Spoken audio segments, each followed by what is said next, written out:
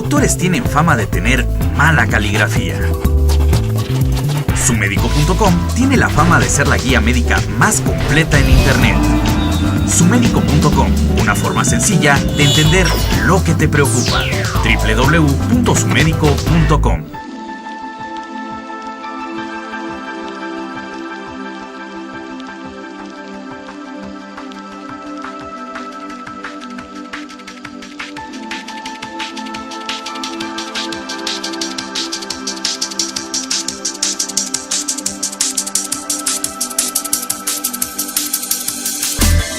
Ok, bueno, antes yo quisiera también decir, bueno, la educación en diabetes. ¿Qué es esto de educación en diabetes? Bueno, uno diría, ay, pues voy a ir con el educador en diabetes a que me diga. Bueno, sí, pero aquí también va a haber una retroalimentación. La persona, el paciente que vive con diabetes, va a tomar las herramientas para que después él solito siga con su automonitoreo, que conozca más, que él tenga la responsabilidad de preguntarle al doctor, de decir, oiga doctor, no me checó la presión, oiga, creo que ya me toca revisar mis ojos, mis pies. Para eso es lo que queremos nosotros, que somos educadores en diabetes, que el paciente tome el control de su enfermedad, de que diga, no, ahora, bueno, no hice ayer bien la dieta, bueno, ahora ¿qué puedo hacer? No me gusta caminar, bueno, ¿qué otras cosas puedo hacer? Pero que venga también de la persona que vive con diabetes. Y la siguiente pregunta que llegó es ¿qué es la hiperglucemia? Por Carlos García, Roberto García. Roberto, la hiperglucemia son niveles elevados de glucosa en sangre. Como ya nos platicó Fabiola, un nivel adecuado de glucosa en sangre serían valores entre 70 miligramos sobre decilitro y 100 miligramos sobre decilitro. Digamos que el papel el trabajo de quienes ya fueron diagnosticados con diabetes es seguir un tratamiento tal que ayude a su cuerpo a tener estos mismos niveles de glucosa, aunque es permitido por algunas figuras importantes en diabetes que los niveles de glucosa después de los alimentos de quienes ya fueron diagnosticados sobrepasen en ocasiones los 140 miligramos sobre decilitro. Nosotros en realidad creemos y siempre que tenemos la oportunidad lo externamos, es que si los niveles normales son entre 70 y 120 a lo mucho, quienes viven con diabetes tendrán que perseguir este mismo objetivo, 70, 120, y no permitir en ninguna instancia niveles superiores a esto. Ya se vio en diferentes estudios que a partir de niveles como 126 miligramos sobre decilitro comienzan a aparecer ciertas complicaciones. Entonces, bueno, el trabajo de quienes ya han sido diagnosticados es evitar la hiperglucemia, que son precisamente eso, niveles elevados de glucosa en sangre. Entonces trabajar para que la hiperglucemia no sea presente y que de esta forma evitar complicaciones. Y es aquí donde Linda Gómez nos pregunta, ¿qué riesgo corren los pies una persona con diabetes? Bueno, sin duda, cuando uno tiene los niveles de glucosa muy elevados por mucho tiempo, los nervios empiezan a dañar por tanta glucosa que tenemos. Ahora bien, pues tenemos nervios en todo el cuerpo. Si seguimos así, si no llevamos a cabo el tratamiento como nos comentaba anteriormente, si no seguimos el tratamiento, ¿qué puede ocurrir? Pues esto, que nuestros pies se vean afectados, que sintamos ese hormigueo en los pies y que no tengamos cuidado, que usemos un zapato no adecuado, que estemos lastimando, andemos descalzos por ahí, que tengamos alguna rajadura, se nos infecte, no pongamos atención, ahí es cuando ya el pie está muy dañado. Una persona que vive con diabetes tiene problemas de coagulación, ¿no, Mariana? Sí, bueno, hay que recordar que hay diferentes tipos de complicaciones. Una de las complicaciones por un mal control de la diabetes, hay que hacer mucho énfasis en eso. Las complicaciones no se presentan porque sí en todos los pacientes con diabetes, se presentan por un control deficiente en los niveles de glucosa en sangre. Una de estas complicaciones es la neuropatía diabética, que afecta precisamente las terminaciones nerviosas en todo el cuerpo. Quizás la más importante y lo que nos asombra más es pie diabético, que esta pregunta se refiere precisamente a eso, ¿no?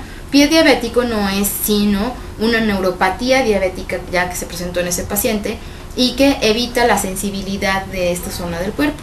Es decir, un paciente con neuropatía diabética, si se encajara algo en un pie, sería muy difícil que se diera cuenta, muy difícil que se enterara. Entonces estas pequeñas heridas podrían dar pie a una infección que no se atendería precisamente por la falta de sensibilidad.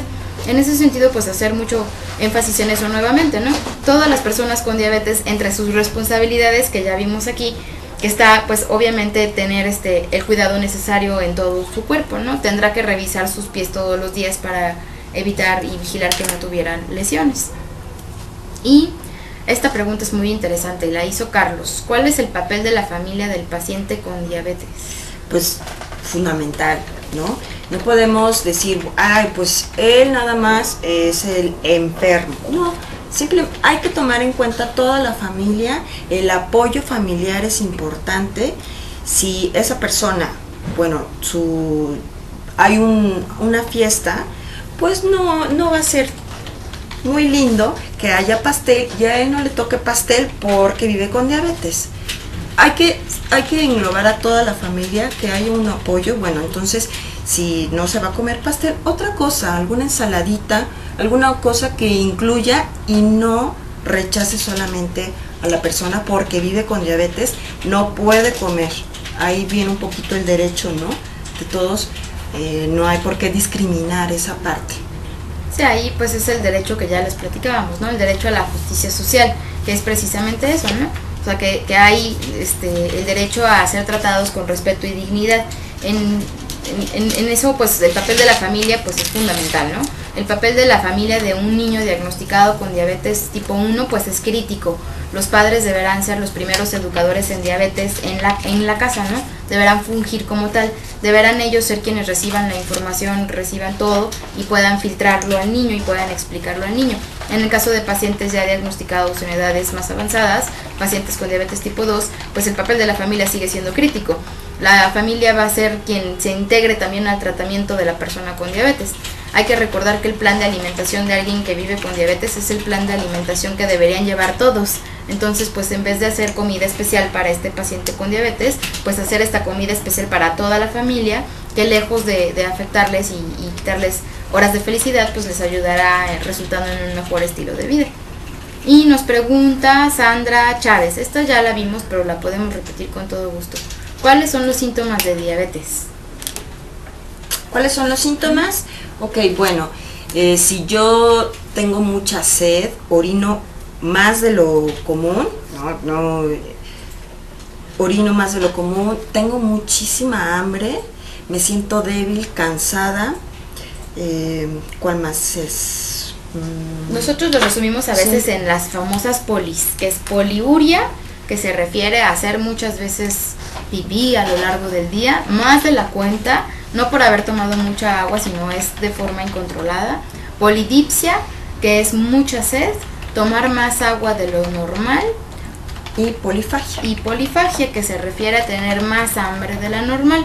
Y además de esos síntomas, los acompaña una pérdida de peso repentina. Entonces, digamos que ahí podríamos englobar todos los síntomas. En el caso de pacientes con diabetes tipo 2, pues hay que recordar que es un padecimiento silencioso. Estos síntomas se pueden presentar durante muchos años, la persona en realidad no se siente tan mal, no recibe atención hasta que ya se presentan las complicaciones, pero en el caso de diabetes tipo 1, que como ya les platicamos se presenta en edades tempranas, esta sintomatología es súbita, se presenta de pronto y pues la atención que se requiere es inmediata. Esta pregunta se la hicieron ya en la mañana a Fabiola y por eso le va a encantar contestarla otra vez, y la hizo Nora Islas y dice, ¿qué es un coma diabético? Bueno, un coma diabético es aquella persona que tiene unos niveles de glucosa elevados, no decimos elevados, sí, elevados, bastante elevados por un determinado tiempo, el cual hay un daño ya cerebral, entonces la persona pues está en esta situación en que ya no hay, pues ¿cómo decirlo, Mariana? Pues podríamos decir que hay dos tipos de coma diabético. El coma diabético hiperosmolar, que el término está complicado, pero es el que da a las personas con diabetes tipo 2 y es la pérdida de conciencia, que se necesita, obviamente, que son personas que están hospitalizadas y casi siempre estos son por niveles de glucosa superiores a 500 miligramos sobre decilitro. Como pueden ver, pues es un nivel exageradísimo, puesto que los niveles normales son entre 70 y 100. Y el coma diabético tradicional o normal, que es el que presentan los pacientes con diabetes tipo 1 casi siempre durante su diagnóstico mismo. Digamos que sí, sería la clasificación más sencilla de coma diabético.